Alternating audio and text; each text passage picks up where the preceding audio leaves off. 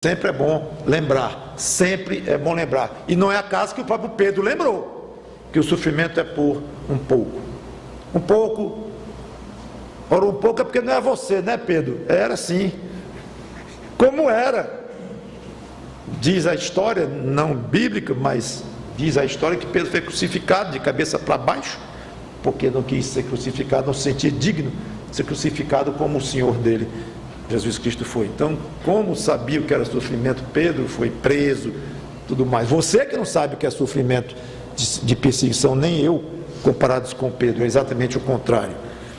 Mas o fato é que ele diz, é pouco, é rápido, é passageiro. Para nós aqui, um minuto de dor parece uma hora, um mês de perseguição parece um ano, de lidar com alguém que está nos maltratando por causa da nossa fé, nos gozando, ridicularizando, é ruim no trabalho, na escola, parece que não acaba nunca aquilo, mas é rápido, é o que Pedro quer dizer aqui, comparado com a glória eterna que ele acabou de falar, vai ser muito rápido.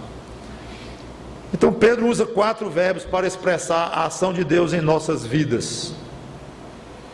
Agora observe que ele diz, depois de, olhando para frente, depois de ter sofrido um pouco, ele mesmo vos há de aperfeiçoar e tal e tal.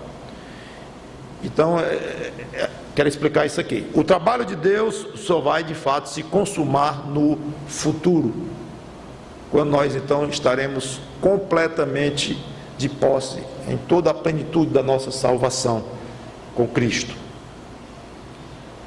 Então, olha para frente, olha para frente. Depois de nós sofrermos um pouco, ele vai nos aperfeiçoar, mas não significa que ele não já está fazendo isto.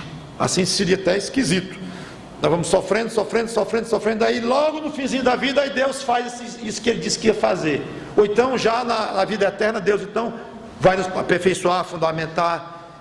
Não entenda assim. O que ele quer dizer aqui é a consumação da nossa salvação, nosso aperfeiçoamento máximo está reservado ao futuro. Então tudo que de melhor nos espera vai ser completado lá, mas passo a passo, à medida que vamos vivendo e sofrendo, Deus vai já fazendo essas coisas em nós, no presente. Aliás, o futuro é feito de momentos presentes. Então amanhã é futuro para nós agora, depois da manhã, o amanhã terá sido passado. Então o futuro é feito de momentos presentes. Então pense assim, mais ou menos assim, enquanto eu vou sofrendo nesta vida, Deus vai me aperfeiçoando, firmando, fortificando e tal. É o trabalho que Ele já está fazendo em você. Eu diria, Pedro está de olho no futuro, sem perder de vista o presente. Já está fazendo. E esta obra, inclusive, muitas vezes, ela é aperfeiçoada pelo próprio sofrimento. Muito bem. Ele mesmo vos há de, 4 verbos, não idênticos, mas parecidos, inclusive no original, eu olhei de um por um, e eles são parecidos e complementares. Não vou detalhar cada um, mas de uma maneira muito rápida. Ele mesmo vos há de aperfeiçoar, colocar em ordem, significa isto, fazer ficar no que deve ser, talvez visando o caráter do crente, firmar. Lembra que nós devemos resistir ao diabo firmes na fé, pois quem dá esta firmeza, falei isso semana passada, é Deus. Fortificar, palavra muito óbvia, tornar mais forte, menos frágil, ideia de força, de poder. E, por fim, fundamentar, que significa alicerçar, tornar mais convicto, certamente das verdades reveladas nas Escrituras, ideia de solidez. O uso conjunto desses verbos, ele reforça que nós estamos sendo aperfeiçoados em várias áreas da vida, tornando-nos cada vez mais firmes, mais fortes, mais bem alicerçados. E o tema do livro, o sofrimento, contribui para esse aperfeiçoamento pessoal, contínuo, que nos torna menos arrogantes,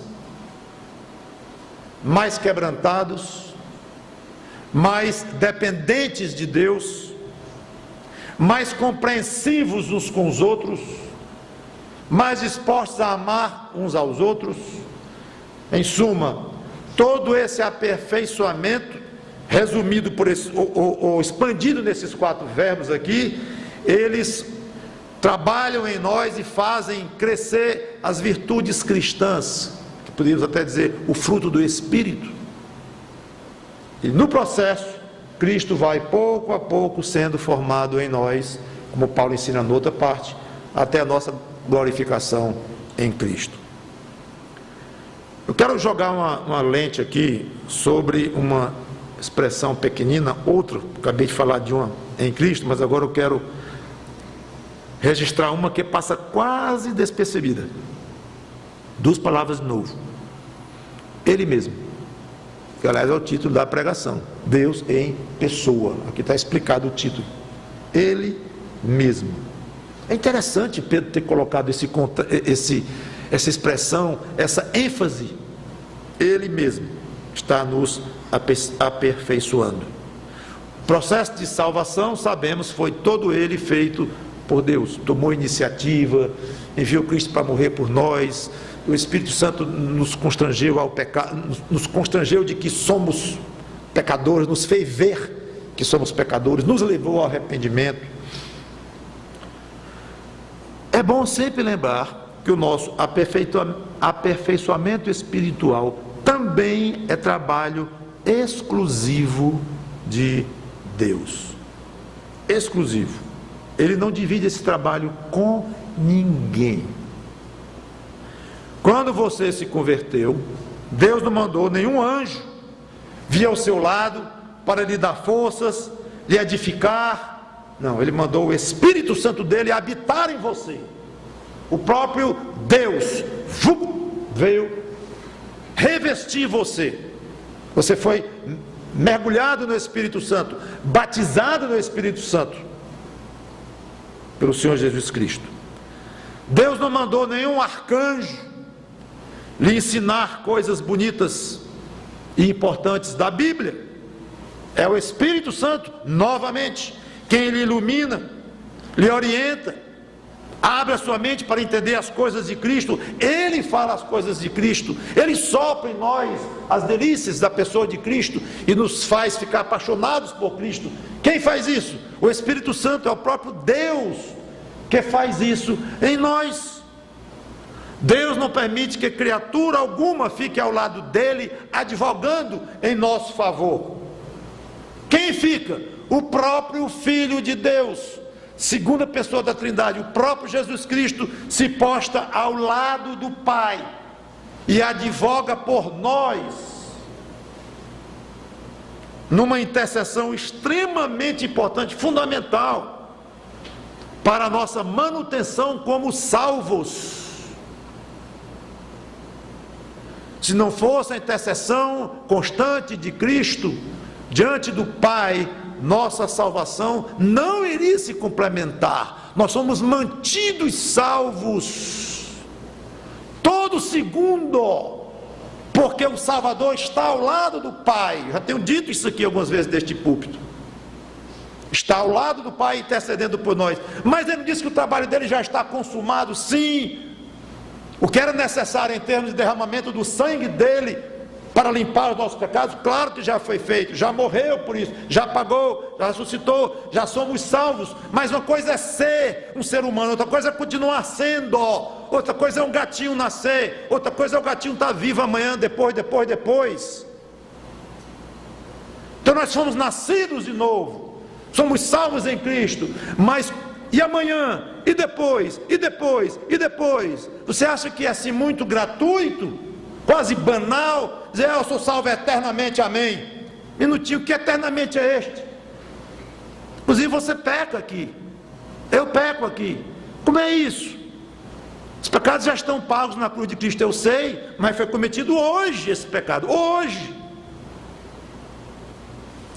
O advogado está lá, junto ao Pai, dizendo, meu Pai, aquele pecado cometido hoje está perdoado na cruz, Meu pai, 2000 anos atrás. Nunca despreze, nunca considere pequeno esse ministério do Senhor Jesus Cristo, quase um opcional, tanto faz ele estar lá como ele não está, para você continuar sendo salvo. No momento em que Cristo, se ele desistisse de advogar por você, ou se ele fosse tomar um outro rumo, ou deixasse de existir, você acabou-se sua condição de salvo. Ele nos mantém, ele nos salvou e nos mantém salvos. Essa intercessão do Senhor Jesus Cristo é muito mais importante do que você pensa. Pois bem, não é um anjo que intercede por nós, é o próprio Salvador em pessoa.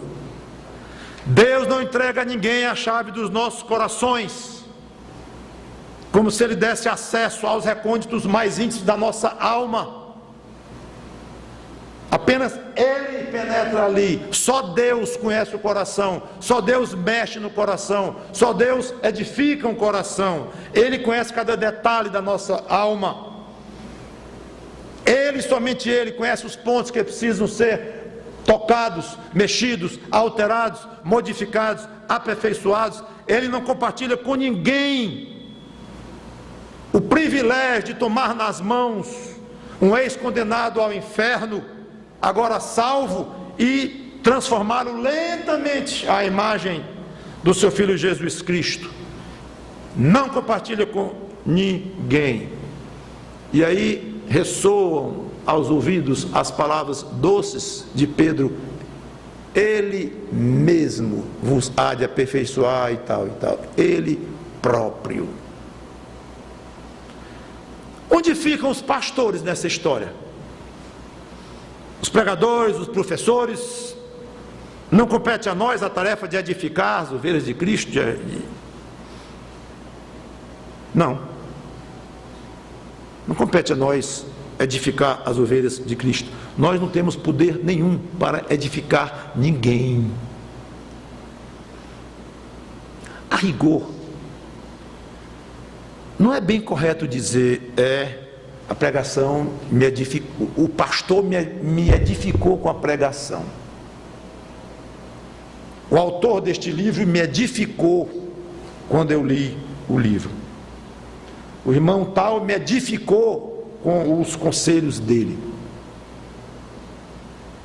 O mais iluminado dos santos da terra não tem o mínimo poder para aumentar 1 milímetro o nível espiritual de alguém. E edificar é isto: é aumentar o nível espiritual, aumentar o seu estado de santificação.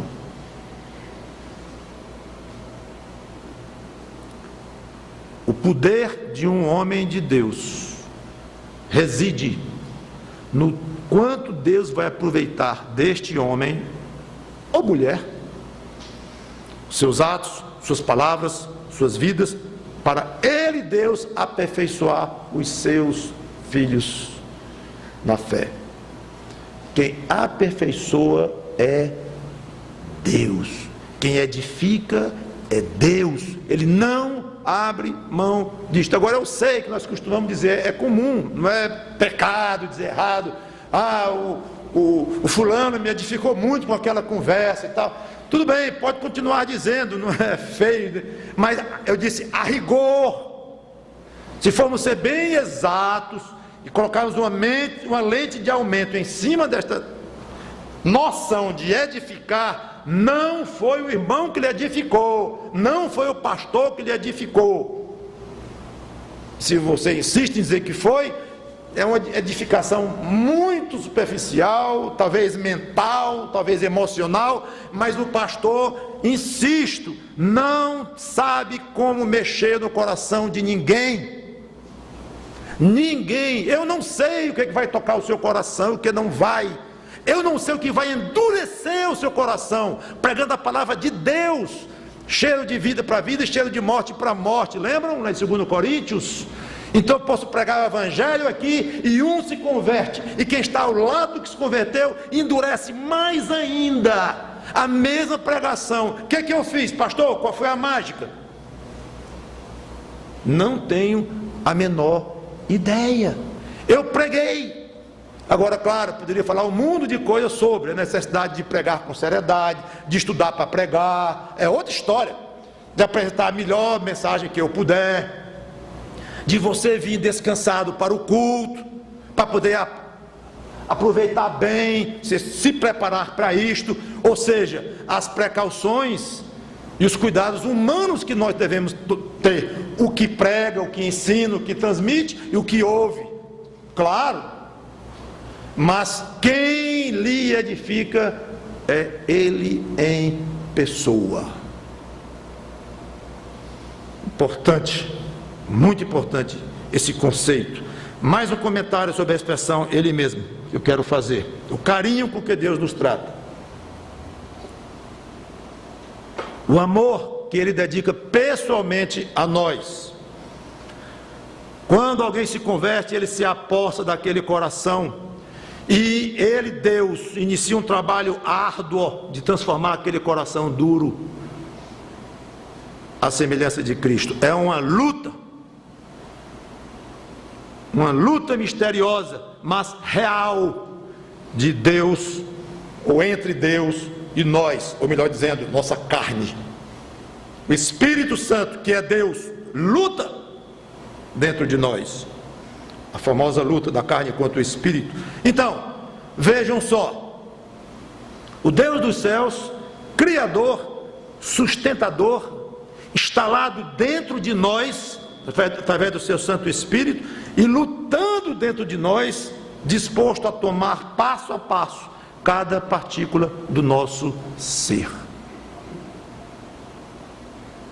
Muito misterioso, mas real e novamente espetacular no que significa, até nos constrange.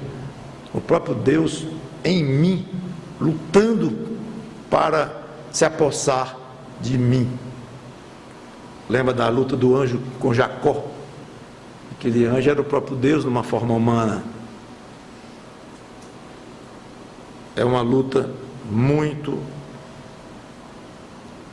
graciosa de Deus. Ele se dignar me conquistar o ruim que eu tenho e matando devagarinho e conquistando e se permitindo ser entristecido. Não apagueis o Espírito Santo, se permitindo ser apagado por mim. Chega, constrange a nós. Pastor, não é muito esquisito não falar de Deus lutando. Ele não é todo poderoso, Ele não tem poder para nos pulverizar só com pensamento. Sim, tem. Mas ao mesmo tempo em que Ele é poderoso, Ele é extremamente sensível, delicado, respeita a nossa individualidade, não violenta a nossa personalidade. Por isso que essa luta é tão misteriosa. As